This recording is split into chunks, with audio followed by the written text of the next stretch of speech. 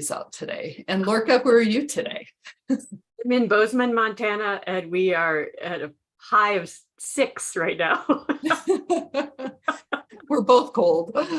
We are, Yeah. but it feels amazing. We were down to Yes, I -30. love this weather. I wish it would snow, but hi, Susan in Woodinville. Hello. Hi, welcome. We'll get started in just a moment here.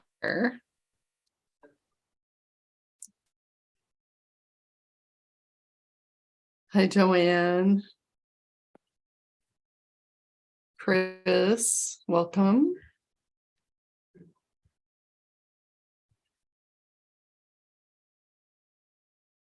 Hi, Shannon. Renee.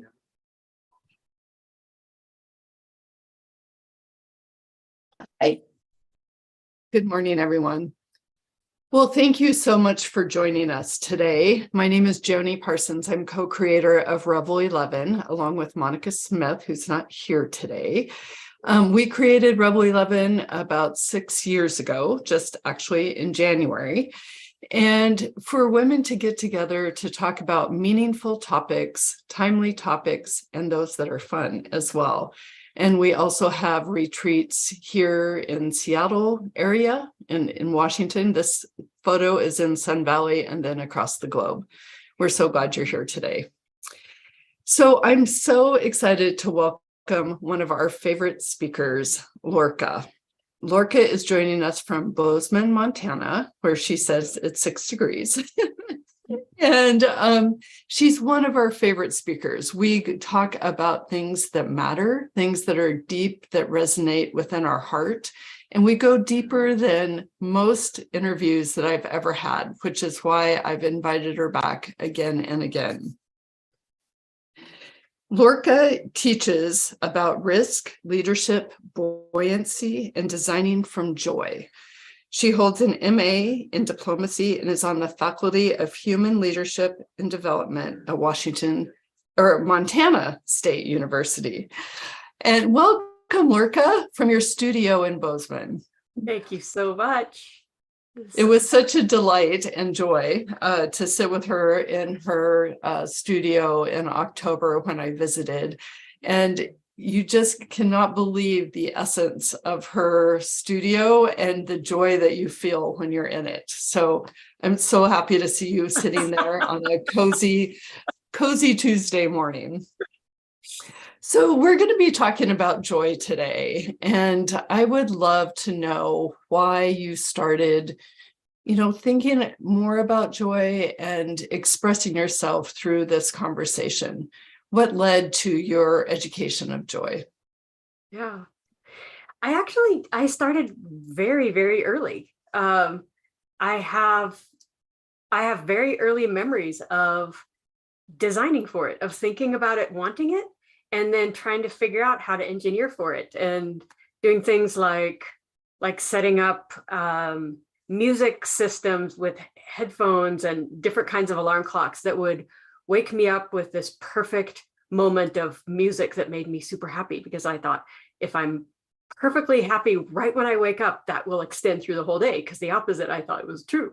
So I know that this started very, very young, just from that kind of living curiosity that humans have, right? And kids are amazing at. And then I got very serious about joy when I lost it. And I was in boarding school up in Portland, and as a teenager, and when I was 16, I was a climber on the advanced climbing team, and I was involved in a climbing accident, a school climbing accident that year, and we lost 7 students and 2 faculty, 2 adults on Mount Hood in 1986. And so all of a sudden this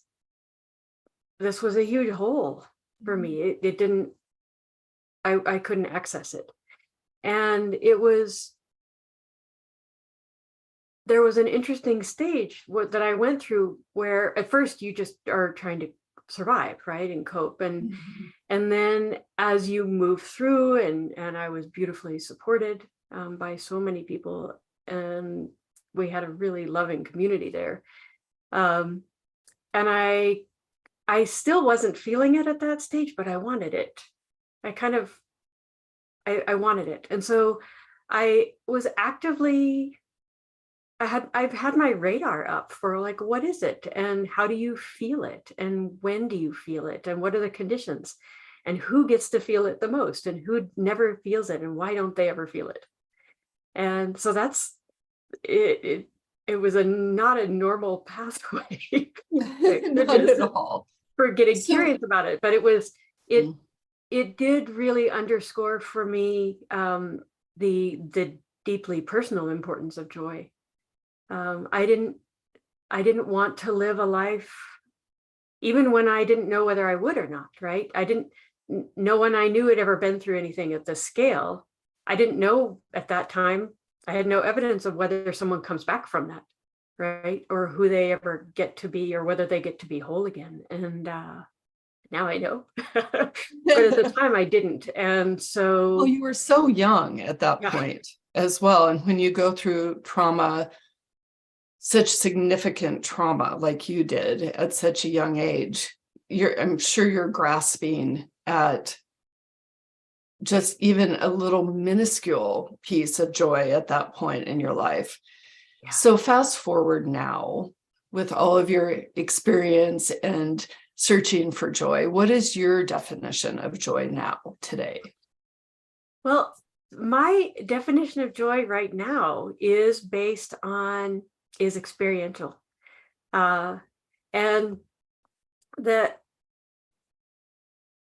thing that got me curious about it again, because of course, naturally, when you add health into a system, right, and a human being is certainly an extraordinary system, if you add health into a system, then joy arises again, right? It comes back. We are wired for it.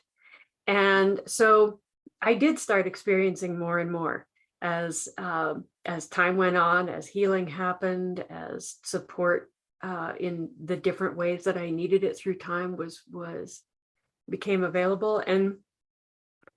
And so it wasn't that it was missing at that stage, right? That it was showing up, and a great deal of delight and happiness and love and all of these things, sometimes they interweave.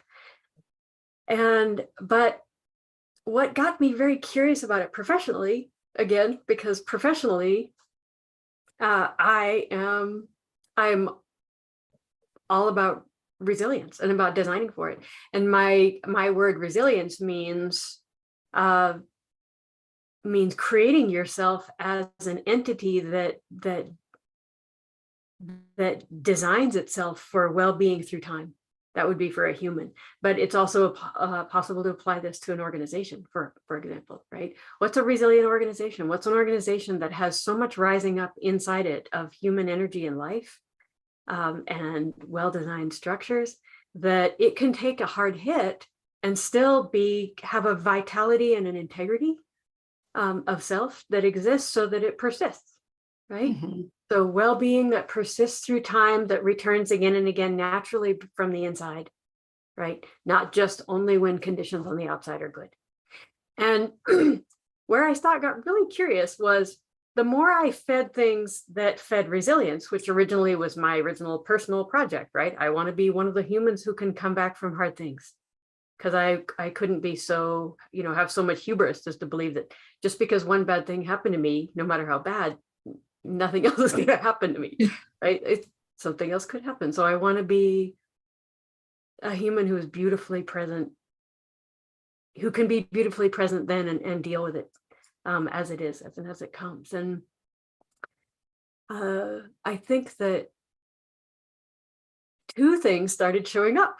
The more I did what I called resilience, all the practices, the games, the theory, the ideas, the teaching, the more I practiced these and engaged with them and accepted those invitations and learned, two things started showing up in me and in the people I was teaching, right? And to the point where they were not coincidental anymore.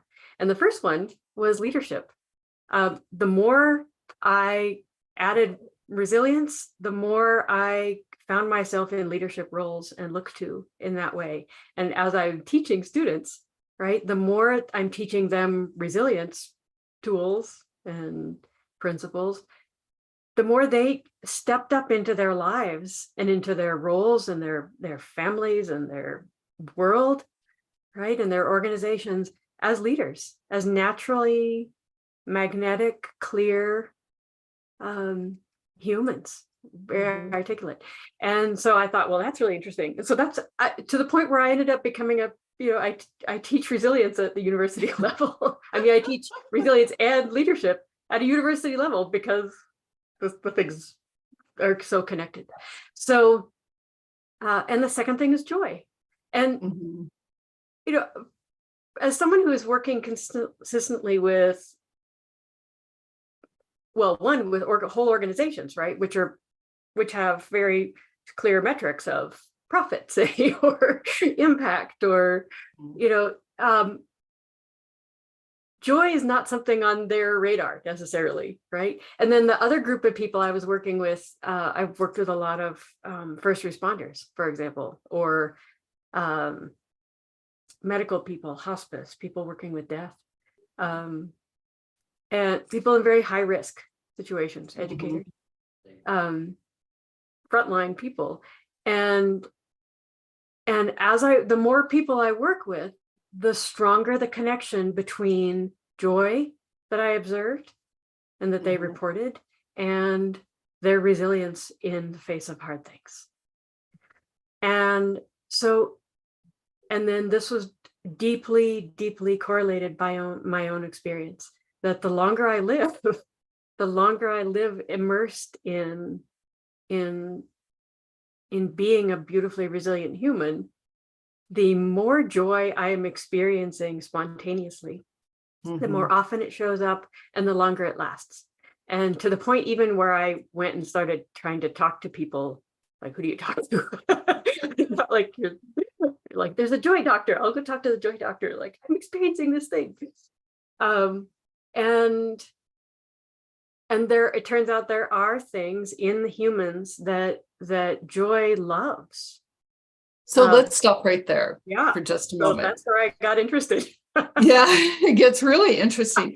So you talk about creating an ecosystem or habitat within ourselves that can draw joy back in.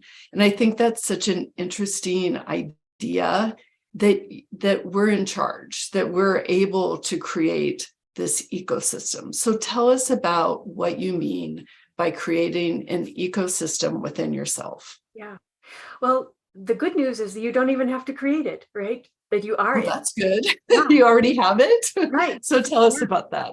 So I think there's this prevailing understanding in our culture, at least, but I think worldwide, that we are an individual and there's other individuals around us, and that we are us and they are them, and then we have to competing needs, right, and priorities. And so it's right, standing right there, it's already a struggle. It's exhausting already, right? So, and yet, to my mind, this is not even actually true, right?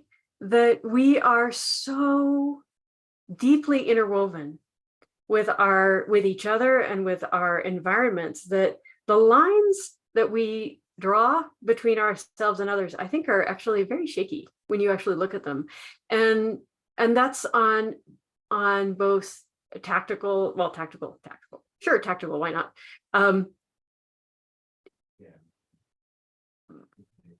Physical elements and also not, but just that we, like everything, are conduits for a unstopping transference and processing of information, of energy, of breath, of emotion, right? So, and in any 1 minute, who you are with becomes the environment that you are living in, right? Right now, you are being with me changes who you are, your experience of living right now. When I walk into a classroom, I am what my students are living, right? Among other things. And so taking responsibility for the fact that I am what it is to be my children's mother. I am what it is for them to be a child, right? I am what it is to be a student, and I can take responsibility for adding what I want into their life, right? What So it are is you for me to saying live in it's a Bozeman. choice? Is joy a choice? So given that, right, then I can say, well, what's the environment I want to be, right? What's the environment I want my children to live in on a daily basis, right? Do I want it to be toxic, right? Do I want it to be rigid? Do I want it to be nurturing and challenging? Do I want it to be provocative? Do I want it to be entertaining and funny, right? Sure, let's go with this. And I can build in myself an environment that is easy for other humans to live in, right? I can be someone who has basic levels of integrity. I can act in ways that are consistent so that people feel that they know what they're getting, that they don't have to second guess all the time. That adds ease into their lives. Then that ease in their lives translates back into me and adds ease back into my life, right? So the joy that I experience in my life resonates in the people around me, and it adds ease, right? There's less struggle. And so since they're struggling less, they have more available energy, which makes my life better and easier. So there's this constant feedback among all of us, right? Of the quality of life that we're affording each other in any one moment. And you can feel it if you think of different people, say at work, right? Or in your family. And certain people right now are taking more energy than they're giving. Certain people, the turmoil in their lives or the drama is feeding into everyone around them, right? So what you put out, personal responsibility. Yeah. It's an assumption. That's what it comes down to. Responsibility. Yeah. I mean, I think that's so true, that what you put out into the world is what you pull back into yourself. Right? Yeah. So whatever ecosystem that you're creating for you personally will resonate with the other people who are drawn to that. Yeah. But this is true everywhere in nature, everywhere. Like there are no environments that aren't affecting everything that they hold, right? And plus affecting the other environments that they're touching. So true. So All things why are would we be special and different? Right. Yeah. And so mindfulness is a huge part of this, because and self-reflection, because it is about looking at yourself about what you want to create and then being able to put it out into the world. Is that true? Yes, fundamentally, absolutely. And maybe a word that's really useful here for people who, because mindfulness is out in the world a whole lot right now, right? Mindfulness and meditation. It's overused a little bit. Everyone's like, okay. And for me, that's actually, I mean, that's a good thing largely, but it can be a little dangerous if people start associating a lot of shoulds with it, right? I should be sitting on a cushion, right? I should be in a silent retreat. I should be thinking of everybody else before I think of myself, whatever it is, those shoulds. And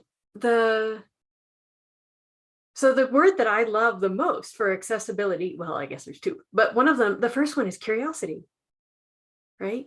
That we can say, get really curious about this extraordinary vessel that we've been given, that we are in, that we were born into, that has so much capacity and like infinite, right? I have never reached the any edge of my mind. Like I can go wandering off into a corner and I'll get stopped before I stop myself, right? We have an infinity of mind. And so that level of abundance is extraordinary. So we can start to say, what is all this? What works? What doesn't work? What works for me? What works for the people around me? What shows up when? And where are their patterns? Patterns are where it gets powerful, right? Because it could be little things through time that add up. So the not being committed to being a perfect meditator or being mindful all the time, but being committed to always being curious, always open, always investing in your capacity for amazement, opening your blinkers and your blinders a little wider, even if you do it like 1% every day, 180 days, you're like, so that's the first one. And the second one is probably the most foolproof practice for mindfulness that I've ever come across. And this is from, Ellen You Langer. can get back to us. Who is it? It's her name. I'll type it. She did a fantastic On Being interview. So I'm just going to write On Being, Ellen Langer, where she does a great explanation of this. And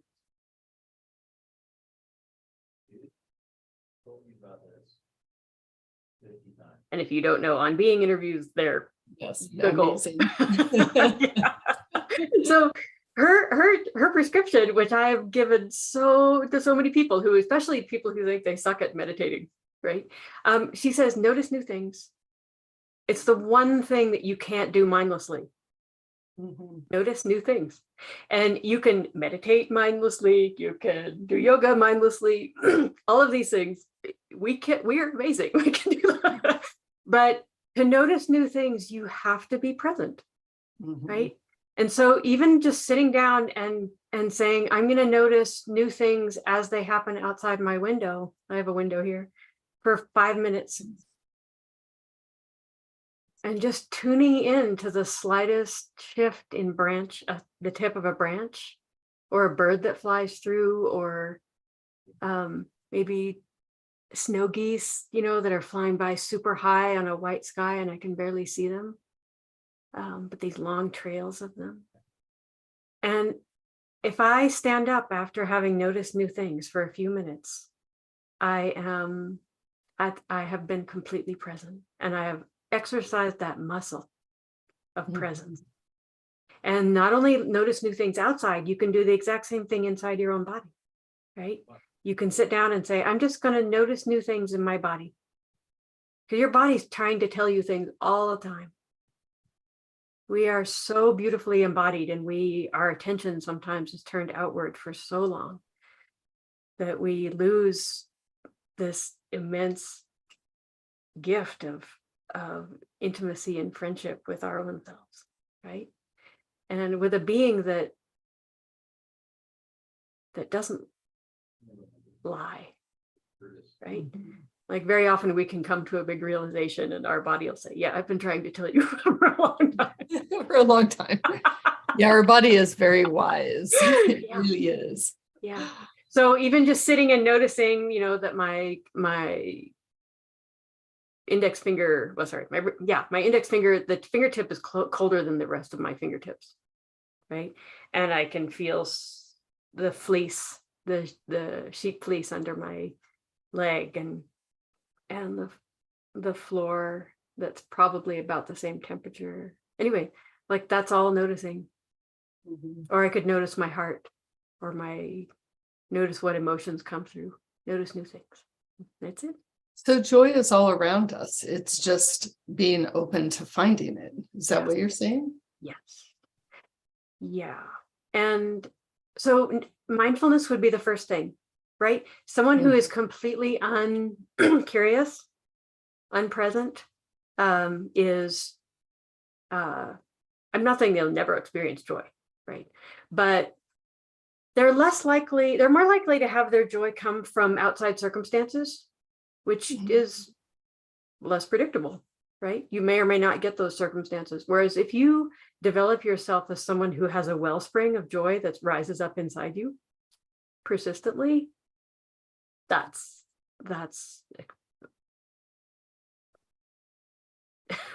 It's magic. apparently that's beyond words.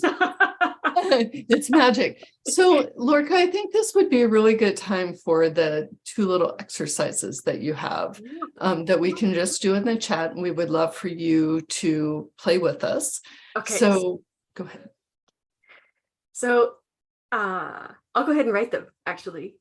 So I Well, want why don't you say them out loud, and Okay, then yeah, I'm gonna say Natalia them. can write those for you. Thank you very much for that.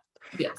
So the first one is just take a moment, and I want you to write,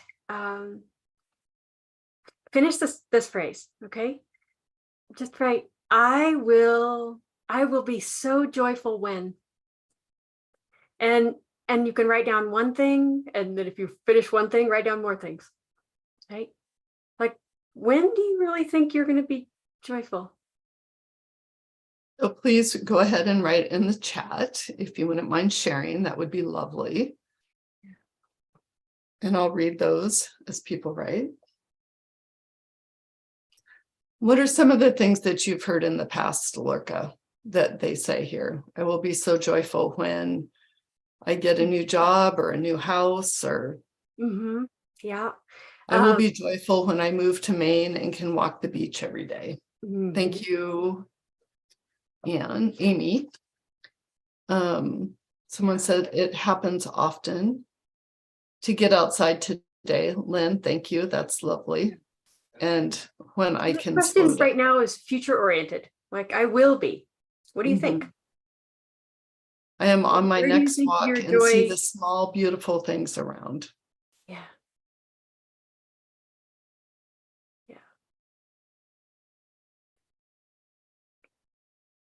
I love that we have one future thing when I move to Maine, and then those that are here right now, as far as when I can get outside today and see the beautiful things. Lynn said, another Lynn says, decrease anxiety.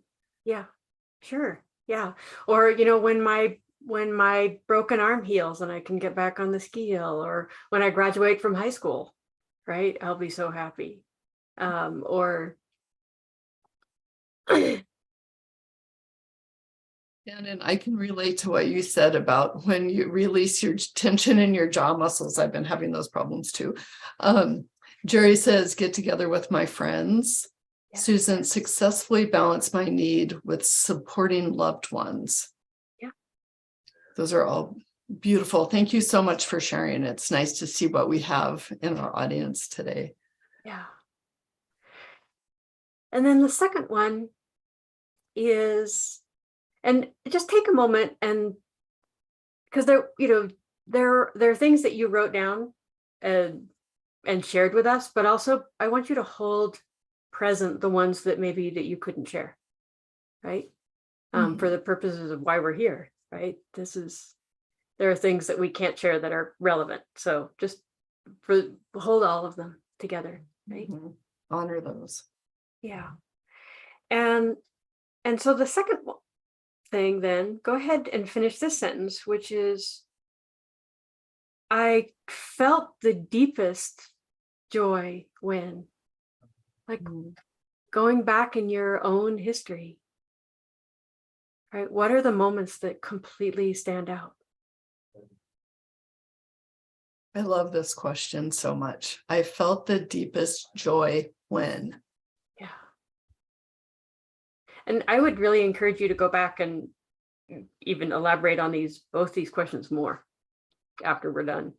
Yeah, take a little time to journal, either, later today or tonight. So, sipping Singapore slings at the start of an international trip. Shannon, thank you.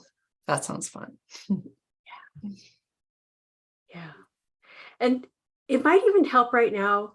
I'm going to invite you to lock in, like, re-feel that for a moment and feel what happens in your body. I want you to know, as a skill, I want you to know what your body does when it is in joy. So here's some other ones. Lorca. Timmy says, when I have my daughter. That's so beautiful. Lynn, while running in the woods.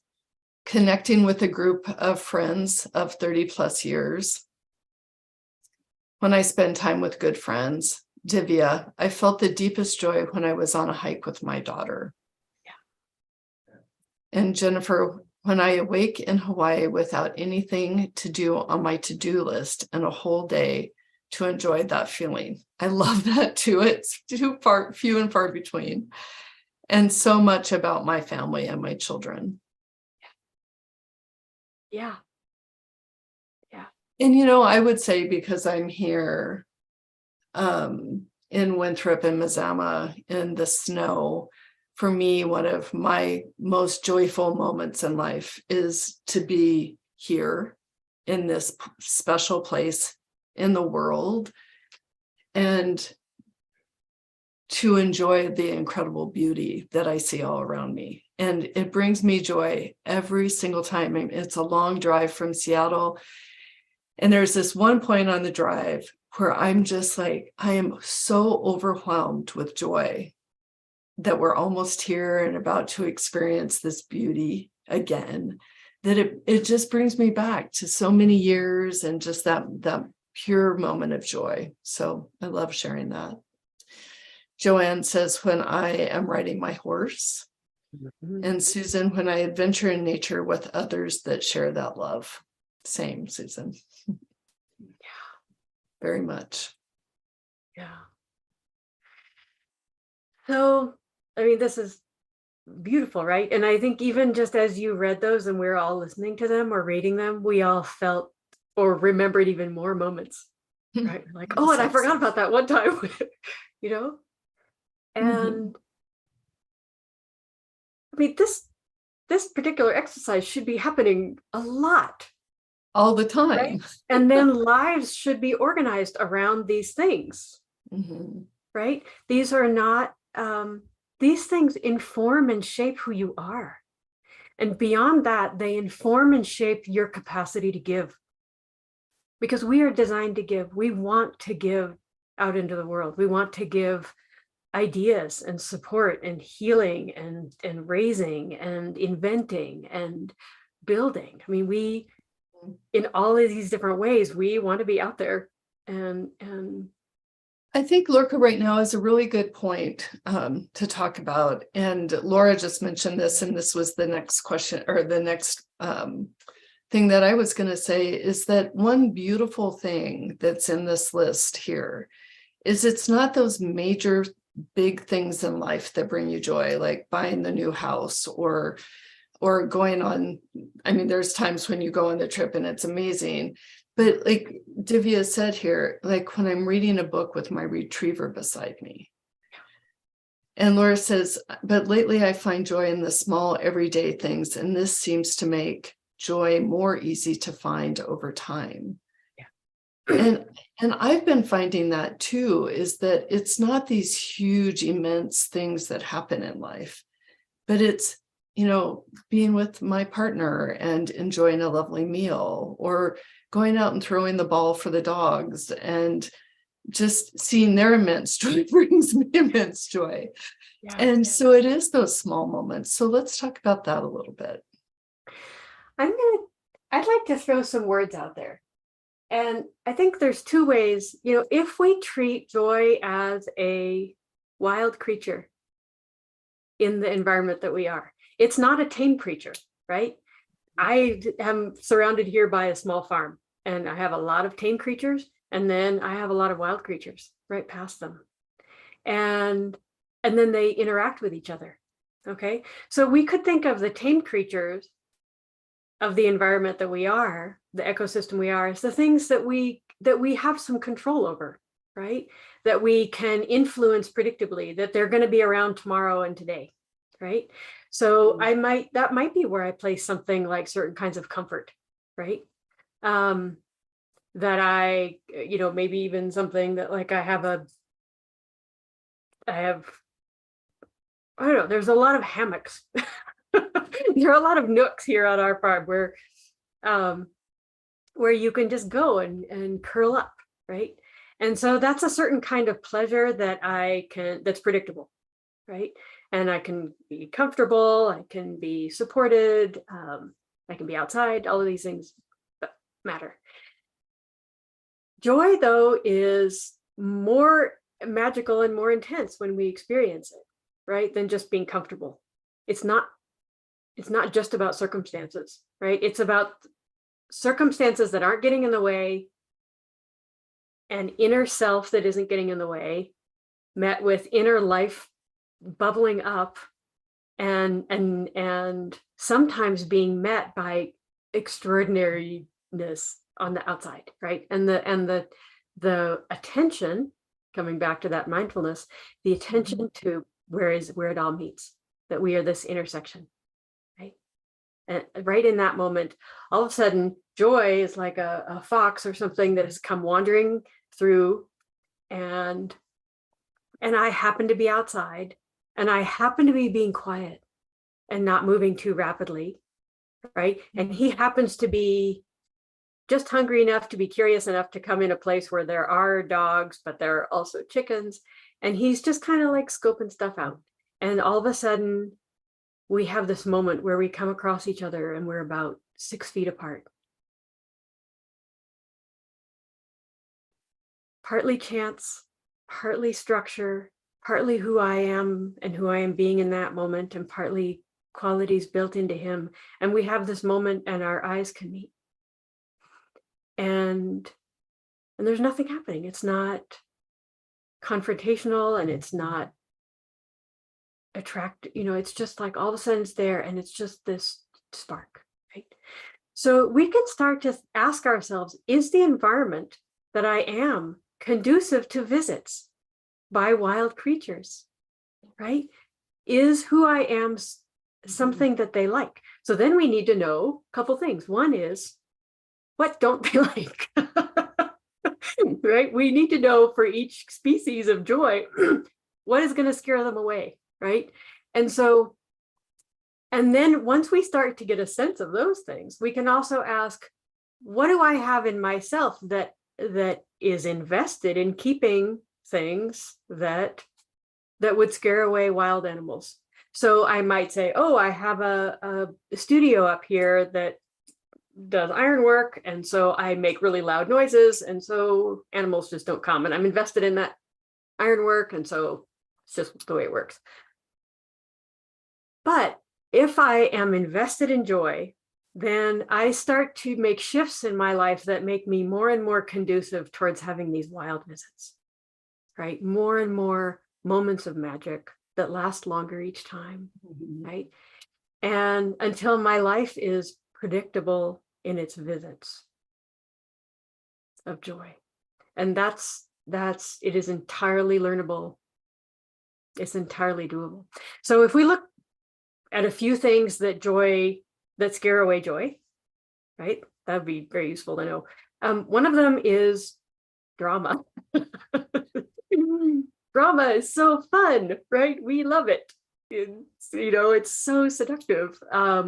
But it has costs, right? And the costs of drama are real connection, real communication, and joy, definitely. It just scares it off, right? It's not that you'll never feel it, but it's not going to be a regular visitor. So drama would be one. Judgment is a huge one.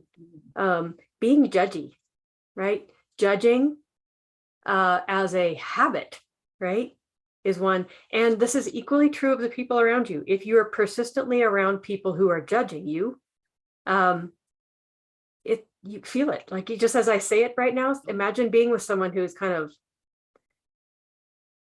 joy is like, yeah, I'm out of here. I'll come back later, see if he's gone, or she's gone, and if the judgment is in our own mind, judging ourselves, that's something to be beautifully met, seen and met and learned. And the opposite of that judgment is compassion. A strong, beautiful warrior's compassion, self-compassion. Not where you are being sweet to yourself, but just that you hold yourself, right, with grace, and caring, and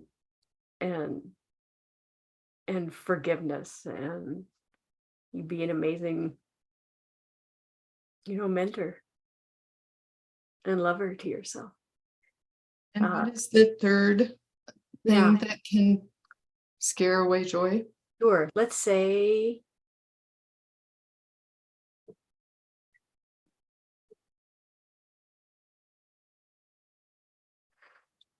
I have all these things going through my head, but and maybe that's related to the first one. One of the things I wanted to say was hiding, right?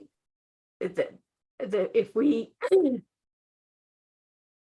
consistently run away from hard things, if we consistently turn away from, well, maybe this comes down to honesty, right? Yeah.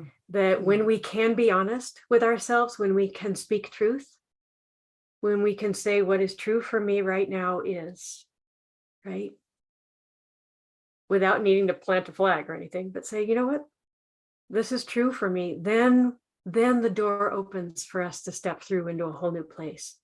But until we can say, I need this, I want this is important to me, this matters, that we say it to ourselves first, then the invitation's open for us to learn how to say it to those around us. Mm-hmm. And this is an environment that has integrity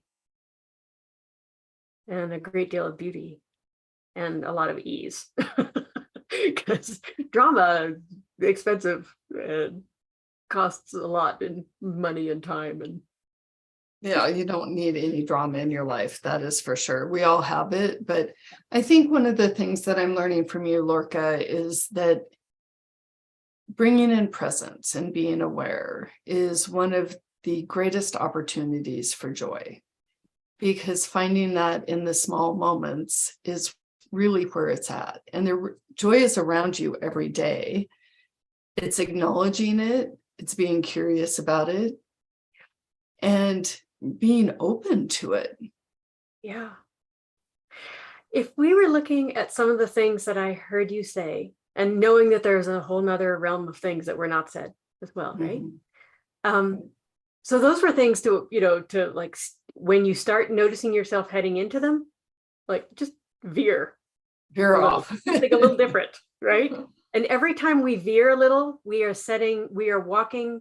breaking new ground through the forest, right? We're following a deer path that gets wider every time we walk through it, until more and more deer are walking through it and other small animals, and it just becomes the way we are, right? That's great design, right? You don't have to like decide and then like, I'm never going to do that. Like, you're just like, So another way to look at it, it's really useful to look at where we don't want to go. But the other thing you can say is, how am I going to add health? How am I going to add health? How am I going to repair the land that I have around me so that more and more spontaneously grows, right? How am I going to remove heavy metals? How am I going to change, how am I going to change grazing practices? How am I going to change how I plant and change the microclimates? All of this is applicable for our own systems, right? So we can say, and that's a lot of how I teach, actually, is I teach like basic regenerative farming for humans and for businesses too. That's exactly what you do. and for organizations and businesses, because so the things that I would say that were present in a lot of those things that you all mentioned, and Joy went, oh, that's my kind of thing. Like, I like those sunflowers that you planted. I'm gonna like come on in, right? Are things like this. Yeah, mindfulness is one. So paying attention, right? Another one that is powerful is curiosity. Curiosity always moves you out of judgment, right? So someone is like, and you're like, wonder why that happened, right? I wonder why that person's responding this way. That's interesting. And all of a sudden you're not, you've opened space for joy to come back. Another one is making space of any kind, right? So whether it's going all the way to Hawaii and having nothing in your calendar, that's making space. Having a space in your calendar is making space. choosing who you spend time with. There are people who scare away joy, not because of you, because of them, right? Definitely. And so you're like, you know what? If I'm committed to creating a healthy ecosystem, then they have limited time and space, right? Mhm. And then well, love is always, love. And in fact, I almost would even go further and say intimacy, intimate love, right? Is an astonishing thing. And again, it takes courage. It takes bravery. It takes these moments where we say, okay, I'm going to take off a little bit of armor. Ooh, right? But then the payoff is Dripping is really an amazing thing. right. So becoming one who takes those risks, right? Takes risk in the directions that matter rather than just risks, right? So, those, and then nature is gonna, I think of nature as a magnifying glass, pretty much, right? I mean, it's the lens through which I teach most things, but it's anything that you're experiencing, you're going to experience it intensified if you're connected to nature, whether it's through a window or out in it. So those are all gifts that you give yourself that make joy get curious. And joy is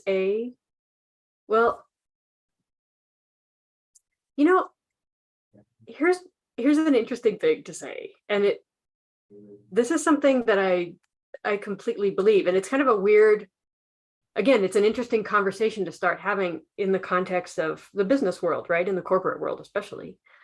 But I will stand by what I'm about to say, which is I have seen that if joy is not at play within the walls, an organization will have identifiable fragilities.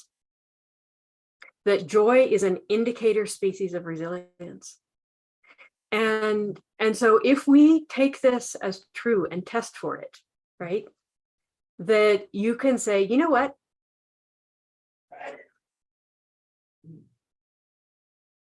We can start to look at an entire organization and ask ourselves strategically, where is joy not happening? Is it, how come it's happening in this department and not in that department, right?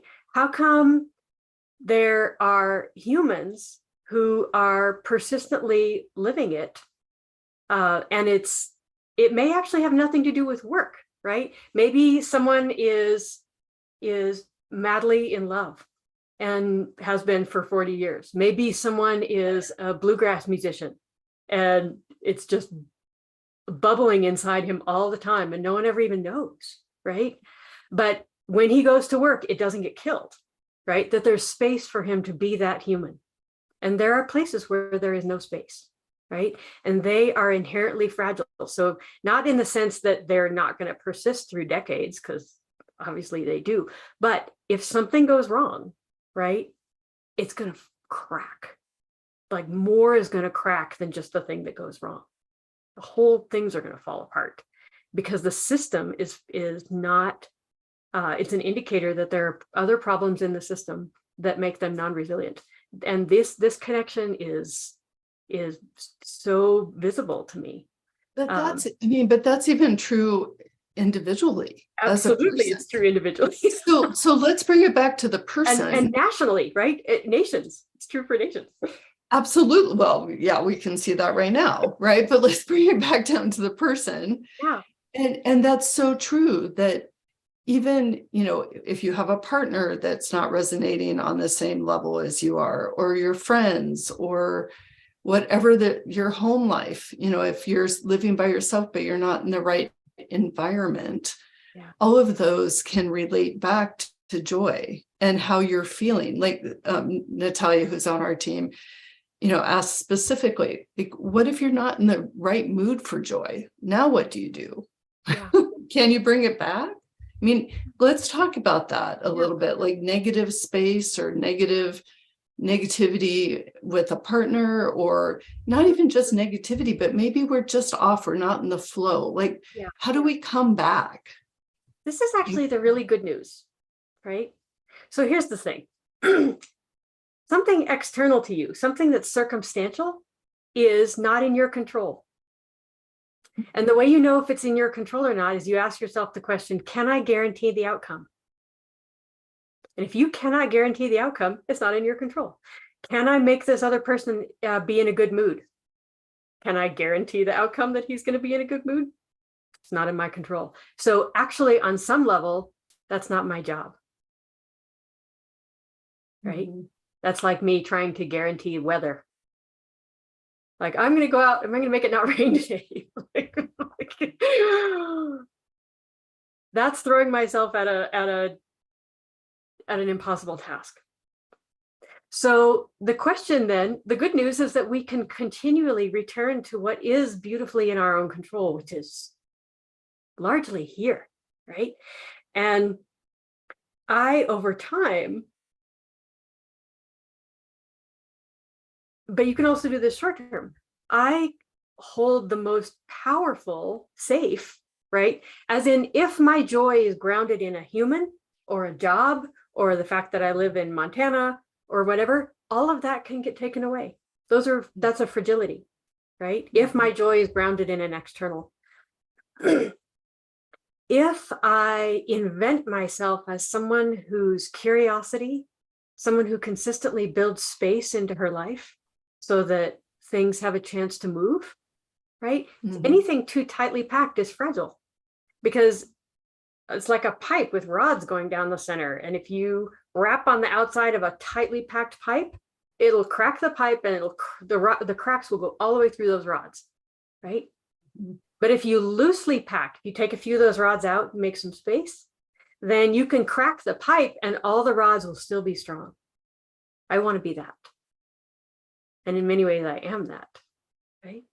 So someone who takes joy in multiple arenas, who feeds delight in herself, who follows things that fascinate her and interest her, so she never, ever doesn't have something interesting to think about, who begins and continues on with personal projects that are doable through time, mm-hmm. right? And that are even bigger on the inside than they were from the outside, who massively practices compassion for herself and for those around her, who loves beautifully and deeply in all the possible ways that one can love, right? Then we're not talking about joy as something where like, oh, I don't feel like it, right? Now I'm going to go make myself feel it. We're saying, I'm making myself irresistible for wild animals to come like hang out in and play. And I have a raven that comes when I'm milking my cow. I have a raven who comes and she comes and hangs out. I have a duck who is tame, but he takes off and goes, and this happens with turkeys too. They take off and they go and hang out with the wild ducks and the wild turkeys, and sometimes they come back and bring friends and they never stay. Or I sleep out in the greenhouse. You know, some nights we have this big, beautiful bed out there, and I hear animals that are come that I wouldn't hear. And so I have, in this way, created a physical space that invites visits, that invites curiosity. And I am never in control. And I'm never in control of joy. But I can be curious enough and keep learning enough and spend time with people who make me feel it and who seem to be good at it, and learn from them in such a way that joy gets phenomenally curious about me and comes again and again and again. And when I was 16, that was more than I ever could have hoped for. Mm-hmm. Even feel it again some, right? And I think in some ways maybe that we could say that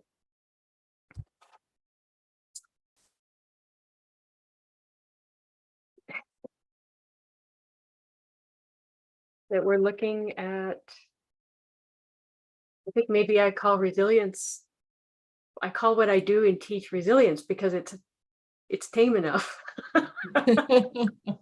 right? It's something people can wrap their hand around and say, oh, okay, yeah, I've got an idea about that. But maybe now that we're talking about it, I could admit that what I teach and do and seek and love is that unnameable thing that is beyond all of us, that is the constant invitation.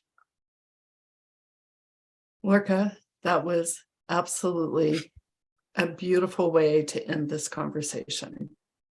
Thank you. Thank you so much.